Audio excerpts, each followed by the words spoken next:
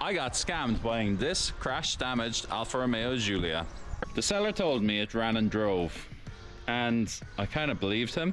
You see, I had never bought a crash-damaged car before. I never worked on a car before. I had never done body work on a car. I wanted to follow in the footsteps of so many YouTubers like Matt Armstrong, Sam Crack, or Tavares. I wanted a cool car for very little money. We did a deal and I came to pick up the car, and the seller told me that the battery must be dead. It's not working. He had a charger, and that charger was low power as well. Couldn't quite get it going. Couldn't get it into neutral. Couldn't get it into park. Naively, I went ahead with the deal. A few days later, the car was shipped down to me, and I was ecstatic. I had a look at the car and realized I had to get a new battery in there. With the new battery in, I thought it would fire up. It didn't. There's a spoiler for you. Nothing would work on the car. I saw there was a pyrometric fuse on the back. Through a little bit of research online. Once I bypassed the biometric fuse, I thought that it would fire up. It didn't. I did a bit of research online and found out that there was a way that maybe the fuel was cut off in a crash, and I needed special software to try and access that. Which made me think there's absolutely no way the seller could have seen whether it was running or not. I was flat out lied to. Another thing that happened then, once I did get the battery connected, I saw that the mileage on the car was not the advertised 65,000 kilometers. It was in fact 65,000 miles, which was about 108,000 kilometers. Now, one of the sensible things about buying a crash damaged car is when you buy a car, people usually lie about it, or they might say it's a little bit better than it actually is. When you buy a crash damaged car, my thought was, I can see the damage, there's nothing to lie about, I know what I'm getting into. I still didn't expect sellers to be so manipulative for a sale, and I didn't know was there any protection, any comeback for buying crash damaged cars. I have to say I was very naive on the whole process.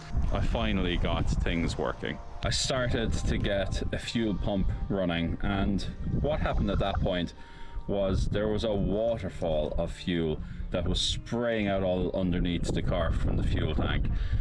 There was no way this was running. Fuel was going everywhere. It was a ticking time bomb.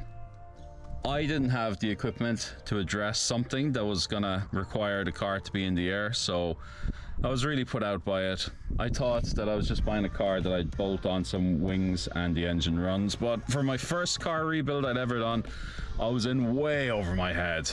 It was quite terrifying, and I put it off. I put it off for months. Months and months and months. My car just sat in the driveway gathering leaves. When I was looking at the damage to the fuel pump, I also noticed that it wasn't going into gear. Crawling on my back underneath this car in the dark winter, in the rain, on a dirty floor, I realized that there was a huge hole in the transmission. This is why it wasn't going into gear. I was worried the whole thing was completely destroyed, and this was way more than I'd bargained for. I was tempted to go back to the seller, but to give him the benefit of the doubt, maybe he didn't get to see under it. Clearly the pyro fuse was there, so if he never tried to start the car, he maybe didn't realize there was a fuel problem, or he maybe didn't realize there was a gearing problem. I don't know. In any case, I got stung with it. Months later, I tried to put it together. I tried to get in under it, but I couldn't get the exhaust off. To get to the fuel tank, I needed to drop the fuel tank, which meant I needed to drop the prop, which meant I needed to drop the exhaust. I just couldn't do it in the driveway. I was fed up, and I tried to put it together simply to repair the suspension and the front wheel so I could trailer it somewhere else to fix it. I was really fed up. Looking back, I think I definitely should have walked away. Have you been in that sort of a situation? What advice would you have, if any? I'd like to think that genuinely people are good, and they just saw that I was naive, I hadn't worked on cars, and they thought that I was an easy target, let's say. But let me know, am I going to encounter this a lot? If you were in my situation, what would you have done differently? Could you have jacked it up? Would you have done a full inspection? I don't know whether I should have gone ahead with it. Maybe I could have negotiated more. Or maybe the car should have been scrapped, I don't know. I guess, again, my naivety.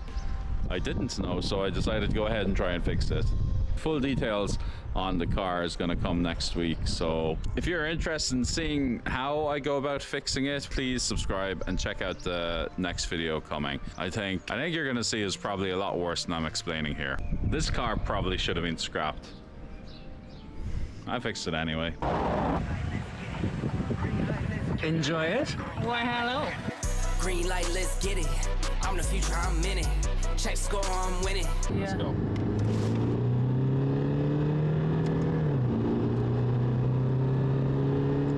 Woo, baby! Green light, let's get it. I just win, win, win, win, win. I'm on 10, 10, 10, 10, 10. Hello, I'm Himothy. I got the recipe. I got the flow. I got the remedy. I know they do. I know they envy me. Feet on the floor.